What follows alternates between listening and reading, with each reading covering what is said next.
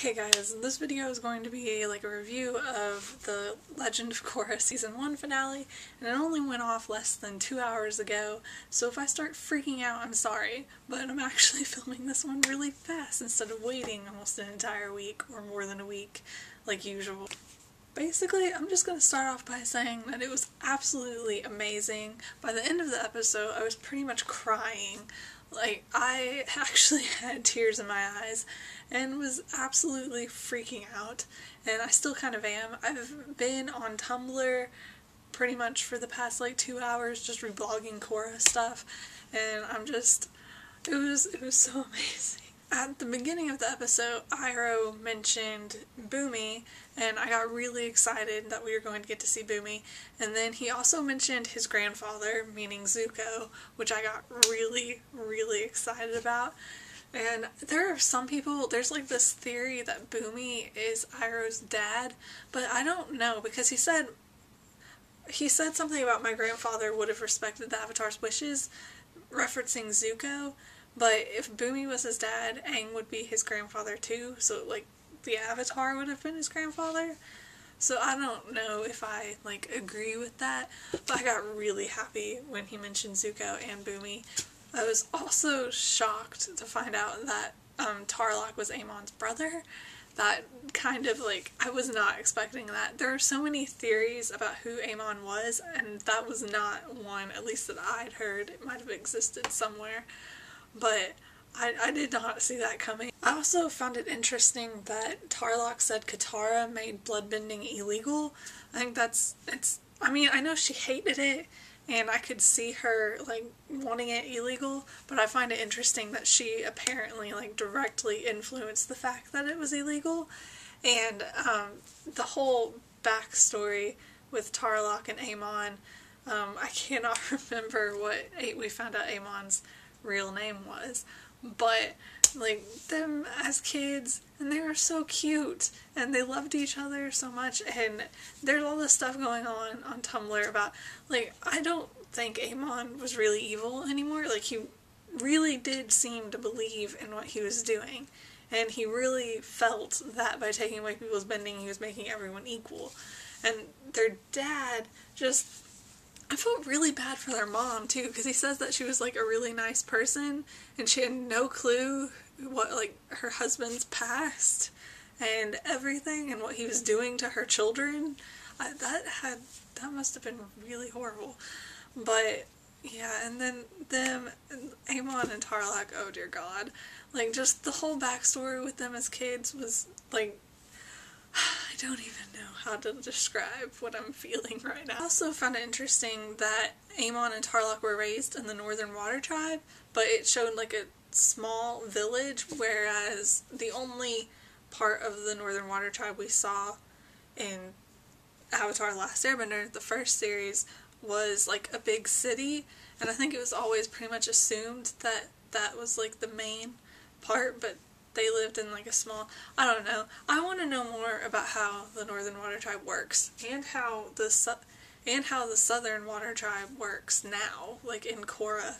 If it's, because it seems more built up, if that makes sense.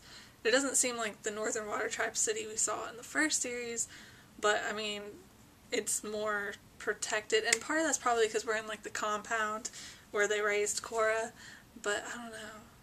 I want to know more about that. And we learned that Amon uses bloodbending to take away bending, and I really want to know more about how that works, because I don't fully, I want to know how he figured that out, first of all. Like, how he thought to do that, and how he figured out that he could bloodbend to take away bending. Like, because I still don't really understand how that supposedly works. I was absolutely shocked when Amon pulled Tenzin and the kids, like, up onto the stage, and because I thought they were safe, and I think, like, pretty much everyone else thought they were safe, and then suddenly they're captured, and they're taking away their bending. But I started freaking out, like, when they were up there.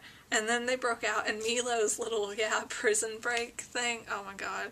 Milo is so cute, guys. I saw someone posting on Tumblr the other day about how they didn't like Milo, and I don't understand.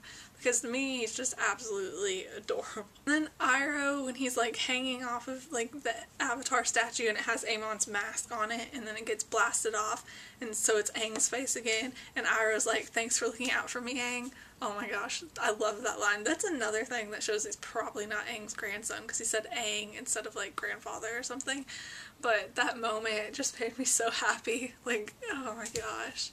I want more of their descendants, and I just want more Korra in general, honestly, but oh my god, I love that line. That's probably one of my favorite lines in the entire episode. And then there was a little bit with Asami and her dad, and that was really heartbreaking, because it's like he was trying to avenge his wife, but now he's gone insane and is doing all this stuff to hurt his daughter. He wants to avenge his wife, but in the process is hurting his daughter.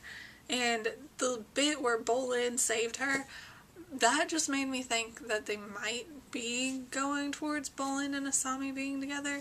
I don't know how I feel about that, because with Korra and Mako together now, which I'm going to talk about later, but that just seems kind of strange. But just when he was saving her, I got, like, the fact that they were separated off together, for one thing. I mean, this is complete speculation, but I just feel like they might go that way, and I don't know if I would like that or not. If it was handled well, I'm sure I would. Like, it has the potential to be a good ship, because I love both of their characters, but I don't know. And then the bit where Amon took Korra's bending away, I was freaking out. Like, I was watching it with my sister, who refuses to admit to being, like, an Avatar fan. She hardly watched the first series, but she's watched every episode of Korra, and she is definitely a fan, whether she wants to admit it or not. But I was watching it with her, and we were sitting there, and Amon took away Korra's bending, and I'm freaking out. And Regina is just kind of like, but she has the Avatar. He can't take away the Avatar's bending, can she? And Regina was like convinced that it didn't work or something. But then, like, she just airbended out of nowhere, and I was, by this point in the episode, I'm a complete mess. I'm freaking out so badly, you have no idea. And she airbended, and then it was just, oh my god. Me and Regina were both talking, like, as it's happening, which is something, usually I make everyone be completely silent, but for some reason we were talking, and Regina's the first one to mention it. She's like, she's probably going to go in the Avatar state. When I was like, oh my god, please go in the Avatar state. And Regina's like, she's probably going to go in the Avatar state when he starts, like, taking away Mako's bending. And I'm like, yeah, probably. And then she didn't go in the Avatar state, but she airbended, and it was insane. Oh my god. That whole scene just, oh my god.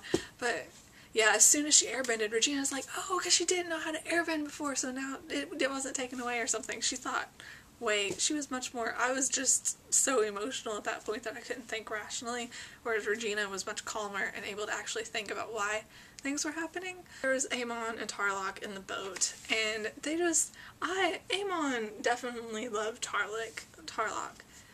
Amon definitely loved Tarlok, and them in the boat, and I know they both loved each other, and the fact, like, because, like I said, I don't feel as if Amon was evil anymore, and I don't think Tarlok was evil too. They made really, really bad choices, but Tarlok wanted power, but I don't think he necessarily wanted to, like, hurt everyone. He was willing to hurt some people to get power, but he never, like, did anything incredibly evil, if that, he kind of did, but anyway, and Amon seemed to really believe that what he was doing was for the good of people, like, in the long run, and then they both die, and it just, I don't know how I feel about that. Like, it definitely surprised me. Like, for one thing, this is a show on Nickelodeon, and they just, like, blew up, but oh my, I don't know. I don't know how I feel about that happening yet.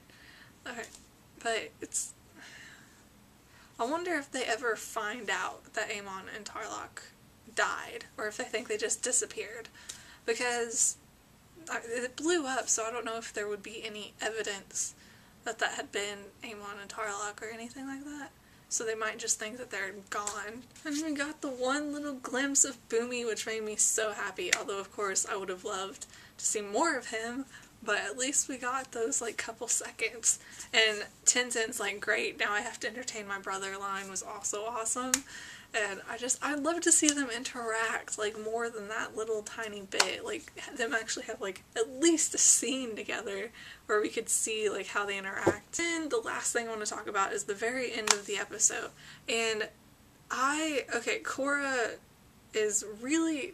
Aang comes and she finally sees Aang, which I was freaking out about, but she's standing on the edge of the cliff and Aang's like, I can't remember the exact quote, like, it's at your lowest point when you finally, like, opened to new things or something like that.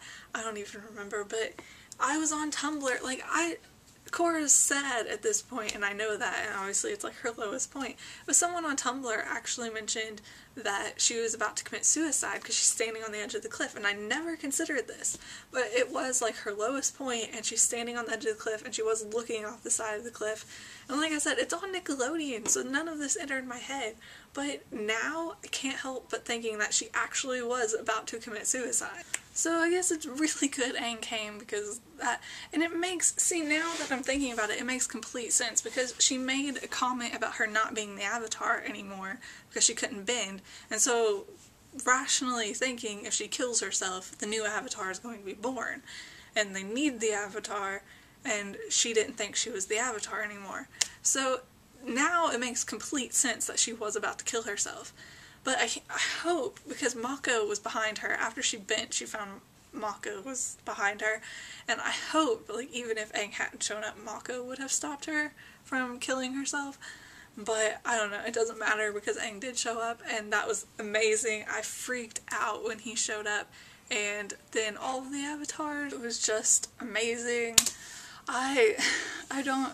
At that point in the episode was completely freaking out. I know I was freaking out for the entire end of the episode. But I'm so happy she finally saw Aang, and I want to see more of Aang. And we got to see Katara. I completely forgot. We got to see Katara again, and that made me so happy. And everyone was talking about how the next season was confirmed to be taking place in Republic City and somewhere else, like partially somewhere else. And now I think it's going to be the Southern Water Tribe because they're there, and Korra was going to stay there. She said she wasn't going back to Republic City, but now obviously she's the Avatar, so I don't know if she's still going to stay there or what, or how long we'll be there, but I think that's where it's going to take. I want to see other places though, so I hope it takes place somewhere else. I want to see the Fire Nation. I want to see Zuko's daughter. I want to see Zuko too, but I really want to see Zuko's daughter, and I want to know who Lin's dad is, and I want to know if Sokka and Suki got married, and I want to know a lot of things, but I'm gonna go because I don't really have anything else intelligent to say, and not that most of that was intelligent, but I will see you guys later. Bye.